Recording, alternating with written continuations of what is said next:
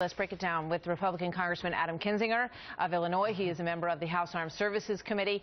Good to have you with us, Congressman, this morning. Hey, thank you. It's great to be here. So Marie Harp was arguing that the reason that they won't call it a war or an effort or a battle against global Islamic extremism is that there are so many other groups that also want to do people harm that they think it would not be right to label it that when there's all these other groups. She struggled, though, to name any of those other groups that they were very concerned about at this point. And she also said it was overly simplistic to see a common thread between what has happened in Pakistan or Boko Haram or the actions of Hamas and Sydney and Boston and Paris. She said that was wrong to show a common thread. What do you think? It's unreal. You did a great job last night, by the way, but I'll tell you, this is, I come from Illinois. I know kind of those Chicago Democrats and kind of that Berkeley Democrat. This is a left-wing view of the world, which is we can't call it what it is. If we're nice and we have, go to conference room A and get some toast and milk, we can talk about the extremism problem and fix it. The reality is this. This is Islamism, Islamic extremism that we are at war with. We've been at war with them for longer than we've even known we've been at war with them. They've been at war with us for a long time. This is not declaring the whole religion of Islam bad, and I think that's where people need to understand. This isn't doing that, but this is saying there is a strain of that religion that seeks to kill every last one of us and create another caliphate, which is this kind of false memory of how things used to be. And it is time that either we recognize it now when it's somewhat manageable, or we will eventually recognize it when it's brought onto our shores again, like what happened in Paris, or frankly like what happened on 9/11, but maybe even on a bigger scale. I wear the name of a guy named Christopher Horton on my wrist, who was killed in Afghanistan a few years ago, and he was not killed by Christian extremists or Buddhist extremists. He was killed by Islamists.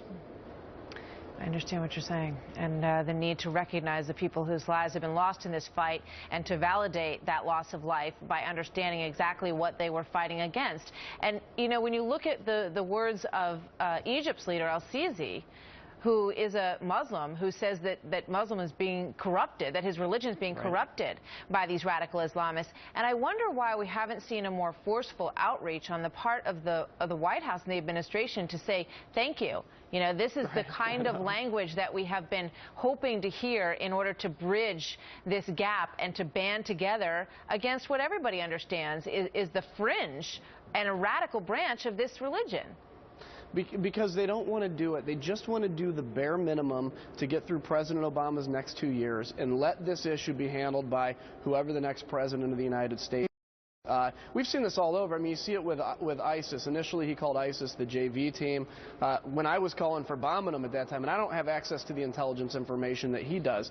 And then now he's attacking them, which I give him credit for, but almost not as intensely as you need to be. It's a lack of a desire to really call it what it is, and it's a disservice to the people, the men and women that I serve with, and the men and women, frankly, of all the United States military that have put their lives on the line. The 18-year-olds that today are going to walk into the Army recruiter, the Marine or the Air Force recruiter or Navy and say, I want to sign to protect and defend the Constitution of the United States. That would be a great service to those folks to say, yes, we do have an enemy, and unfortunately we're going to have to use military power to take them out, but let's recognize who they are, and this is who they are. How troubling is it that the leaders in Canada and Paris, and France rather, have talked about this in a different language, and how difficult does it make that for President Obama or Secretary of State John Kerry when they get together to discuss these things? It's embarrassing, frankly. I mean, when I watched the march and I saw that there was no American presence, when I hear the Prime Minister of Canada, who's fantastic, by the way, making very strong statements, when I see, a little bit of a different issue, but the boss over in Australia tell Putin he needs to get out of Ukraine, this is the kind of leadership that's coming forward because the American leadership vacuum, which, frankly, as Americans, we ought to be proud of. It's not something we ought to be ashamed of. We ought to be proud that people look to the United States, but there's a huge vacuum, and when I travel the world and I talk to diplomats, they just look at me and go, where is America gone? And the best thing I can say is, look, I'll do the best I can in Congress to bring that leadership vacuum back, but reality, it's probably going to take another president, and hopefully, fortunately, it's still 2 years away. Congressman Kinzinger, thank you very much. Always good to speak with you. We'll see you next time. Great. Thank you.